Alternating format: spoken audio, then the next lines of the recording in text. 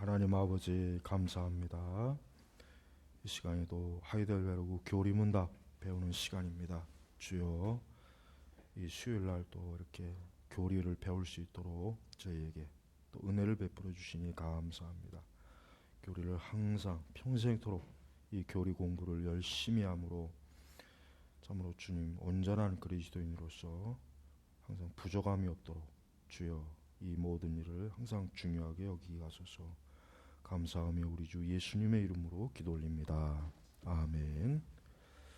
자, 오늘 이제 429페이지의 이제 다섯 번째인데 굉장히 좀 중요한 그 대목입니다.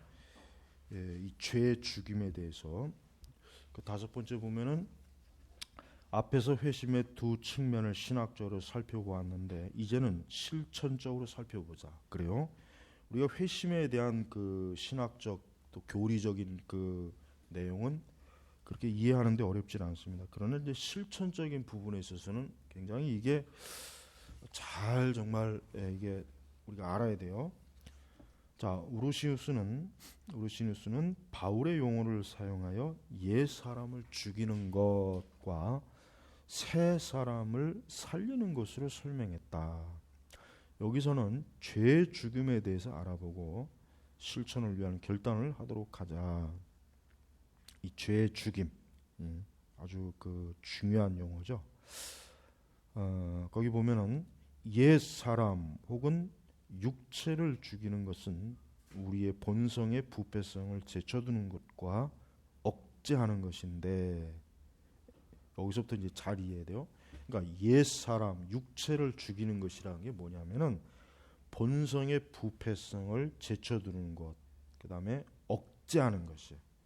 그러니까 본성의 부패가 완전히 제거되는 건 아니죠. 바로 이거예요. 그러니까 우리 그리스도인들 중에는 그러니까 잘 교리를 배우지 못하거나 아직 이런 부분을 전혀 아예 생각지도 못한 분들이 어느 날 이런 생각, 왜 예수님 믿는데 왜 나는 별로 달라진 것 같지 않고, 왜 예수님 믿는데 왜 내 이 옛 왜 내 이 죄성이 왜 그대로 있느냐? 내가 이거 중생하거나 거듭나지 않아서 그런가? 이제 그런 생각을 해요. 물론 이제 그게 굉장히 그거 참 이제 그거는 일괄적으로 모든 사람이 다 동일하다고 할 수는 없어요. 그러나 이제 우리가 알아야 될 것은 지금 그리스도를 믿고 우리가 회개하고 중생해도 우리가 가지고 있는 부패성이 이게 제거되는 게 아니에요. 이게 완전히 사라지는 게 아니에요. 어떻게 됩니까? 억제하는. 이 억제하는 힘이 성령의 그 권능으로, 은혜로 이 억제하는 힘이 나오는 거예요. 그게. 그러니까 그 이전에는 그게 없었죠. 그래서 여기에는 다음과 같이 포함된다. 첫째는 죄와 하나님의 진노에 대한 지식. 그렇죠. 그러니까 이 죄와 하나님에 대한 진노의 지식, 이 지식은 성경의 말씀을 얘기하는 거예요. 그 다음에 죄에 대한 비해, 또한 하나님을 거스르는 일에 대한 후회. 그러니까 우리의 죄를 단지 내가 왜 이런 죄를 졌을까 이런 후회가 아니에요. 하나님께, 바울이 시편 51편에 나오는 것처럼 하나님께 범죄해서 바울이 굉장히 회개의 눈물을 깊이 흘렸죠. 그러니까 바울이 그 죄에 대한 각성은 하나님께 대한 그 범죄했다는 거예요. 그래서 주의 성령을 나에게 거두지 마시옵소서라고 그랬잖아요. 그러니까 구약 시대의 그 성령론은 하나님께서 어떤 한 사람에게 하나님의 성령을 부어 주시기도 하고 또는 거두어 가신다는 그 구약 시대의 성도들은 그렇게 이해했어요. 그러니까 바울이 자기가 그러한 엄청난 간음죄와 살인죄를 졌기 때문에 만약에 하나님께서 나에게 이걸 주의 성령을 거두어 가시면 어쩌나 하는 그런 그런 굉장히 두려움을 가진 거예요. 두려움. 그래서 죄에 대한 비애, 또한 하나님을 거스르는 이에 대한 이 후회라는 말보다는 양심의 각성이라는 말을 써야 돼요. 각성. 세 번째는 죄에 대한 미움과 또한 죄를 피하고자 하는 진정한 바람. 이 세 가지예요. 그러니까 죄를 죽이는 것은 우리가 이제 죄를 죽인다. 우리의 그 본성의 부패를 억제한다고 하는 개념이 세 가지가 들어가 있는 거예요. 세 가지. 그러니까 하나님의 죄와 하나님의 진노에 대한 지식이 있어야 돼. 그러니까 성경에서 이 죄에 대한 하나님의 심판, 그 하나님께서 죄를 지었을 때 어떻게 심판하시고 어떻게 책망하시고 어떻게 저주하시고 그 성경의 말씀이 많죠. 그걸 알고 있어야 돼. 그걸 알아야 된단 말이에요. 그러니까 두 번째는 죄에 대한 각성, 또 죄에 대한 양심의 자각, 또 깨우침, 또 심령의 고통, 고통, 심령의 고통, 그 모든 걸 다 포함하는. 세 번째는 죄에 대한 미움과 또한 죄를 피하고자 하는 바람. 이거 좀 더 적극적인 거. 적극적. 이건 뭐예요? 이것은 좀 더 죄에 쫓기는 것보다는 죄를 적극적으로 어때요? 적극적으로 그 죄를 막아내는 거예요. 막아내고 그 죄를 그냥 단지 죄를 져서는 안 되겠구나라고 하는 그게 아니라 이 죄는 하나님의 영광을 가리고 하나님의 뜻을 가리고 하나님의 계명을 어기는 불순종하는 죄다라고 그 죄를 미워하는 거죠. 이제 미워하는 거예요. 그냥 소극적인 대응이 아니라 적극적인 대응. 이게 바로 이 세 가지가 죄를 억제하고 죽이는 거예요. 죽이는 거. 그러니까 우리가 이제 신앙생활, 우리가 성도들이 영적 생활은 사실 이런 죄를 죽이고 억제하는 게 우리의 신앙생활의 거의 대부분을 차지한다고 보면 돼요. 거의 대부분을 차지하는 거예요. 거의 대부분. 예?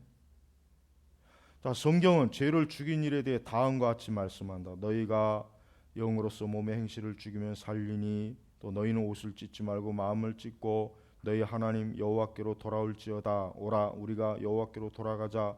여호와께서 우리를 씻으셨으나 도로 낫게 하실 것이요 우리를 치셨으나 싸매 줄 것임이라. 이 죄에 대한 하나님께서 이 죄에 대한 하나님의 그 반응과 뜻은 굉장히 심각해요. 엄청나게 심각하고 그리고 그 처리하는 것도 굉장히 하나님께서 가볍게 처리하지 않죠. 어때요? 굉장히 심각하게 처리해요. 심각하게. 그러니까 이런 것들을 우리가 알지 못하면은 우리는 이 죄에 대한 올바른 대처를 못하고 그냥 막연히 뭐 그냥 죄 지으면 안 되겠지. 죄는 위험한 거야. 그러니까 사실 이제 그 정도만 해도 뭐 대단한 거지만 보다 이렇게 올바른 대처를 하지 못한단 말이에요. 자, 6번 옛 본성이 죽이는 것, 곧 죄 죽임을 통해서 가능한 것인데 이는 우리 마음에서부터 우러나는 죄를 짓고자 하는 생각 또는 정욕대로 살고자 하는 악의 성향을 약화시키는 것이요 억제하는 것이다. 그러니까 우리가 이걸 가지고 있어야 돼. 그러니까 나는 그리스도이니까 아예 죄질 마음이 생각이 들지 않겠지. 나는 죄에 자연스럽게 죄를 이기겠지. 알아서 저절로 이기겠지. 그건 굉장히 순진한 생각이에요. 그건 잘못된 생각이란 말이에요. 오히려 그리스도인이 되는 순간 죄에 더 민감해지기 때문에 더 이 죄와 악에 더 잘못하면 어때요? 잘못하면 더 깊이 빠질 수가 있단 말이에요. 그러니까 조심해야 돼요. 더 조심해야 돼요. 더. 그래서 우리는 이 죄의 성향을 약화시키고 억제하는 억제. 이 약화시키고 억제한다는 것은 이것은 깨어 있는 참으로 영적으로 살아 있는 성도만이 유일하게 할 수 있는 거예요.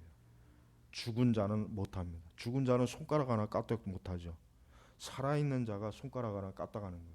살아 있기 때문에 죄를 다루는 어때요? 꿈틀림이 있는 거란 말이에요. 그러니까 순진하게 나는 성도니까 나는 이제 교회 다니니까 이제 죄로 인해서 고통 안 받겠지. 죄로 인해서 나는 이제 자유하겠지. 해방되겠지. 어떠한 죄도 나를 이제 괴롭히지 못하겠지. 그건 잘못된 생각이에요. 오히려 그 죄는 더 적극적으로 달려들어요.